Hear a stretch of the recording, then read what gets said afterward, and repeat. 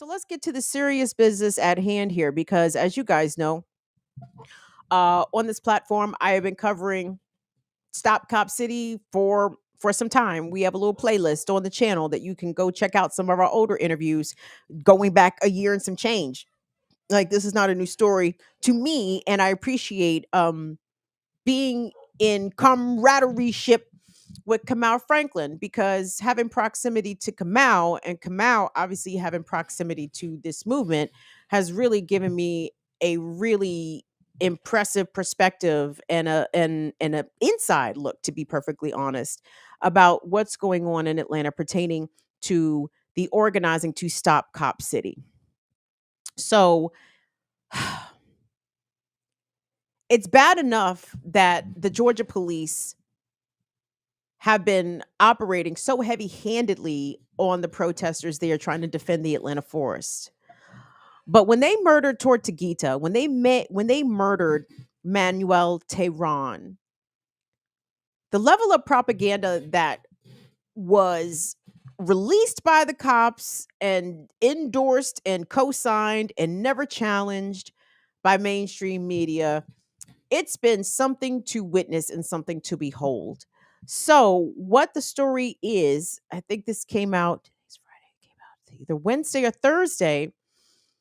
The autopsy report came out pertaining to Tortuguita's murder, and it found that he was shot more than 57 times. Now, the family had already done a independent autopsy on the body. So they were aware that Tortuguita had been shot a lot of times, but I don't think the number 57 had been quite revealed.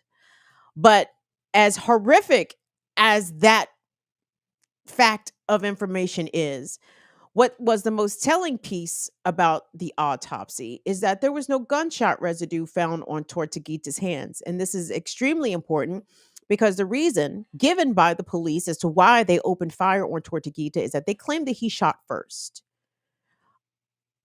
That was their initial claim. Okay.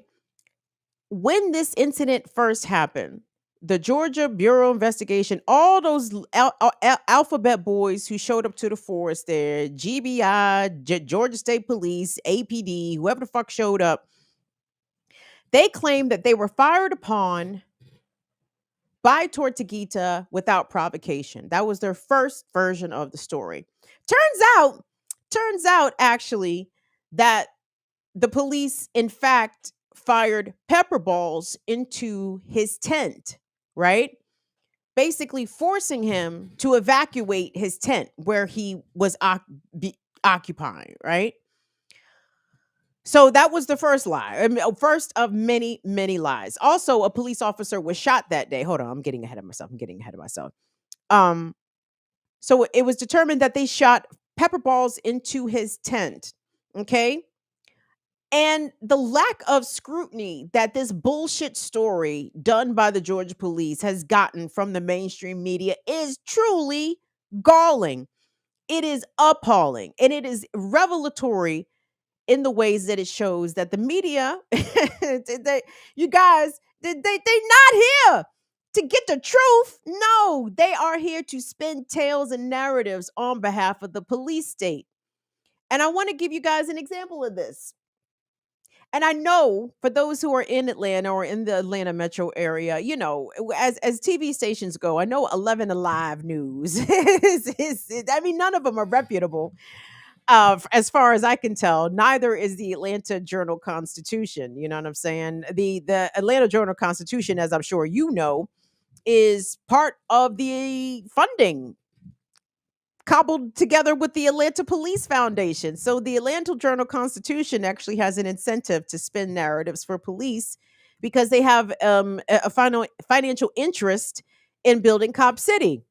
Interesting. But I want you guys to check out this package from 11 Alive News and just pick out all the things that are wrong because there's a lot of things wrong with this package. And if this is an example, if this is an indicator as to the level of questioning that the police are getting, in Atlanta surrounding the assassination, ultimately the political assassination of this young person, because this person was taking, Tortuguita was taking a political stand by occupying the forest and saying no by his actions, by his presence, saying no to Cop City. And the police said, we are not going to stand for any anti-police opposition, so we will kill you. And that's exactly what happened. But look at how the media, especially in Atlanta, I'm certain that the national media is not doing much better of a job, but just check this out, you guys. It's something. So this is how this is being covered in Atlanta on the TV. Check it out. We're going to dig a little bit deeper into those new autopsy reports that show a protester was shot nearly 30 times at the future site of the Atlanta Police and Fire Training Facility. That autopsy is raising some new questions tonight, so our very own Doug Richards went to the experts to get some clear answers for you. The eye-openers in the autopsy report are the number of gunshot wounds Manuel Paez-Terán sustained and the absence of gunpowder on his hands. Terán was inside a tent in the woods near the training center site when state troopers confronted the protester, and they said Terán fired a shot. The autopsy shows the troopers returning fire produced 57 gunshot wounds on Terán's body. It also says the medical examiner found no gunpowder residue on Terán's hand. Former prosecutor J. Tom Morgan says gunpowder residue would have been convincing evidence. Terán had fired the gun that troopers said they found next to the protester's body. But the absence of gunpowder, he says, means next to nothing. And as a prosecutor, I saw many instances that we absolutely knew that a gun had been fired, but there's no gunshot residue. Like I said, if you find it, yes, a hand did fire a gun. Without it, it's not that it did not. The autopsy report concludes that Terán's death was a homicide. It does not conclude whether there was any criminal act associated with it. In Northeast Atlanta, Doug Richards, 11 Alive News. The fuck was Doug Richards' ass doing? Hold on. I thought we was about to dig into the autopsy report there. Doug Richards in 11 Live News. My man said at the onset, he said, you're going to go to the experts. This nigga went and asked a former prosecutor. Oh, I'm sorry. So someone else that's already a part of the system. But what is wild to me is that Doug Edwards, whatever. See, now I always forgetting niggas' names. But anyway, the reporter, why did you go ask a former prosecutor? Why didn't you go ask the police? Why didn't you go ask the Georgia State Police about the inconsistencies with the story that they released in the minutes, hours immediately following Tortuguita's assassination, and then with the story and the facts presented in this autopsy report? Because there's something called inconsistencies here. You know, journalists, like, you can go to the police and ask them to clear this shit up. Now they're going to tell you, no, they're not going to clear the shit up, but you need to go at least ask them and put it on the record. But instead, this person goes and talks to a former prosecutor who gives the most incredible bullshit answer I've ever heard. I'm sorry. So if there is evidence of gunshot residue on a hand, then that is convincing, overwhelming evidence. But the absence of gunshot residue, oh, that doesn't really mean anything. The fuck? What are you even saying? How can the presence of it mean everything and the absence of it mean nothing? Because it doesn't support the narrative. It does not support what the police try to put out there, that Tortuguita shot first. He did not fucking shoot, okay? Now, I'm not a forensic expert, but I told y'all I've watched Law and Order for 25 years. I'm sorry. I'm sorry, but like, from my understanding, it is impossible to fire a gun unless you're wearing gloves.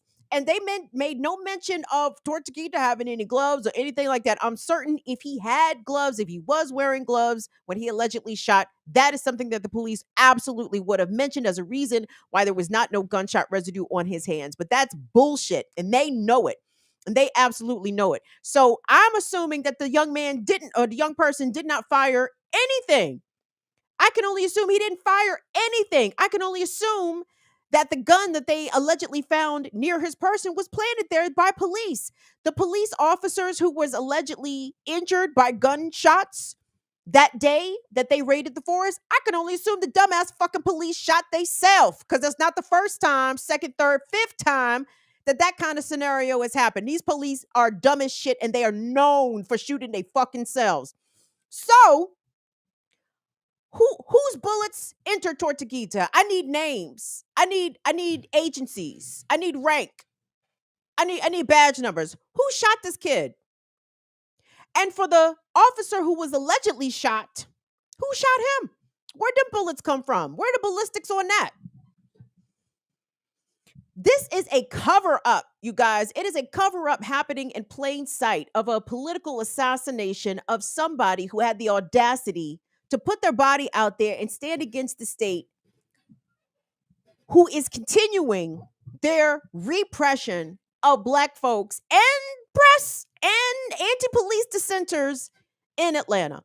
This doesn't just happen in Atlanta, but it's happening in Atlanta right now. And I think this is something that we need to be paying attention to.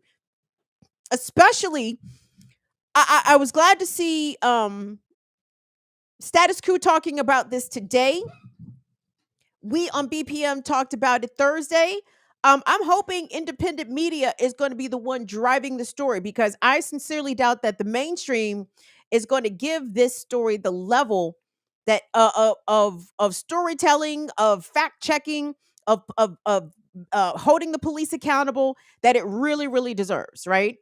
And watching Atlanta media from the outside, I don't have no confidence unless it's the Atlanta Community Press Collective, the independent collective out there.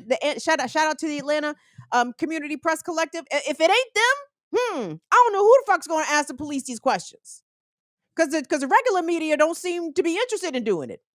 It's like, oh, sprinkle some crack. Let's keep it fucking pushing. The cop said that he fired first. That must be the whole story. Tortuguita's death was ruled a homicide. 57 bullets entered this kid. And how can I not think of Jalen Walker in the same frame, in the same breath? Jalen Walker, the young man in Akron, Ohio, who was shot 46 times by police.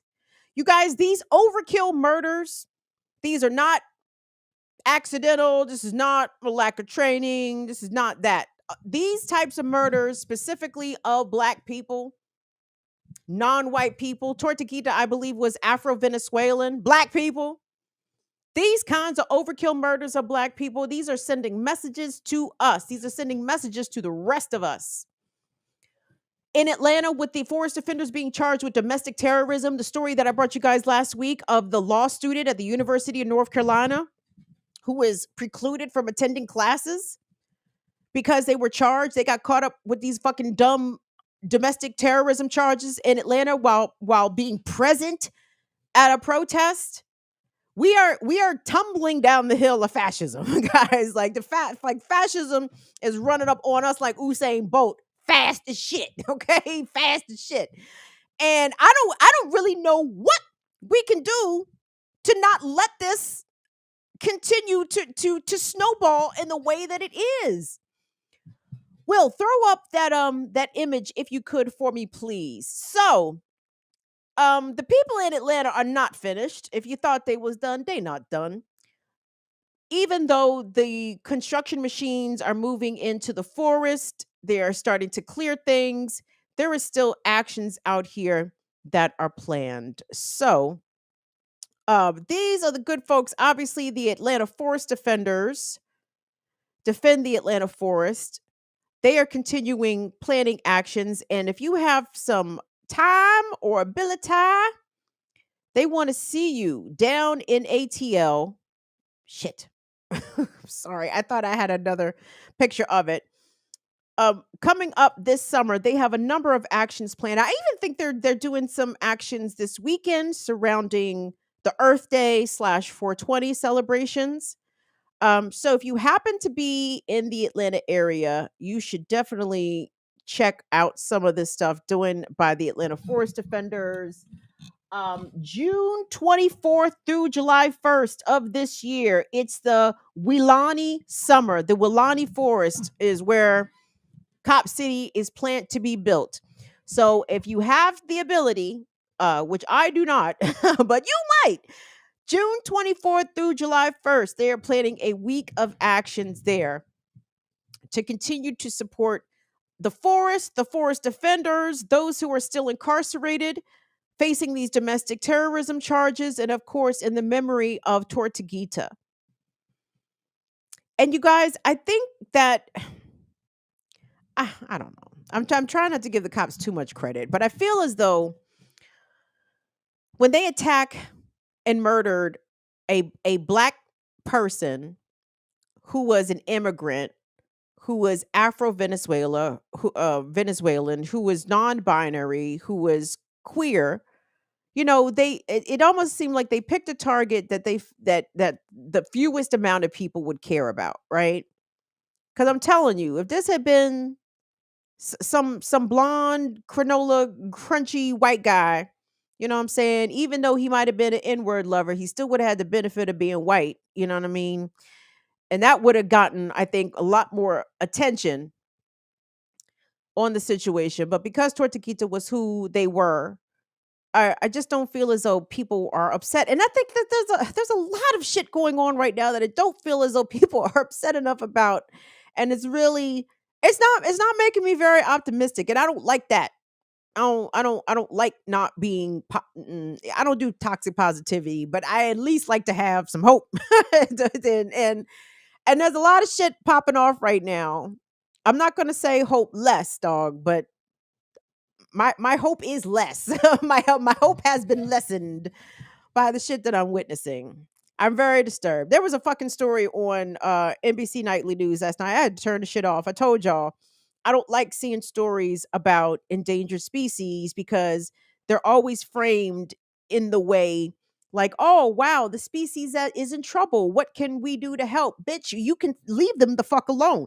They did a story last night on the right whale and how the right whale has had its numbers go in such decline, and it's and the way it's reported, it's almost like a mystery. How did the right whale's numbers go down so far? Oh, was it whaling? Was it whales being struck by boats? Was it the amount of microplastics? Was it the rising temperature? Like, it's all human caused shit. Like, we don't need to speculate why the fucking whale isn't doing good. Okay, we know why the whale isn't doing good, but it's like, well, what can we do? What can be done? What needs to be done is not going to be fucking done. And that's what makes me want to throw things and yeah, get high. It just makes me want to roll weed. I just want to roll weed and watch The Simpsons, man. What the fuck am I supposed to do about all this shit? Anyway. All right, I'm sorry. I guess I'm just venting to you guys today. My bad. I guess I got a lot of shit on my mind. I'm just venting out here to y'all today. My bad. But anyway, so dealing with the Tortuguita situation again, please continue to support the Atlanta Solidarity Fund, the Atlanta Forest Defenders, Community Movement Builders, all the organizations that are showing up and showing the fuck out. Because our folks are not done down there in ATL. Vesper, I love that brother Vesper is engaged with this and following this and staying apprised of the actions. Because that's what it's going to take. It's going to take folks to show up. And if you're going to be one of those out of town agitators, be one. Be one. But just be aware, y'all. They are cracking down something serious. So the Atlanta Solidarity Fund is a place. I have not sent them a donation, but I will send them a donation because I expect more people to keep coming to Atlanta, to keep turning up and disrupt the construction of Cop City. And I expect the police to do what the fuck they've been doing, to show up, to violate people's constitutional and civil rights, violate people's human rights in the way that they did Tortuguita. Because what they're counting on not enough people giving a fuck. But we have to loud it up and tell them that, no, we care. And this shit is not going to be allowed to run.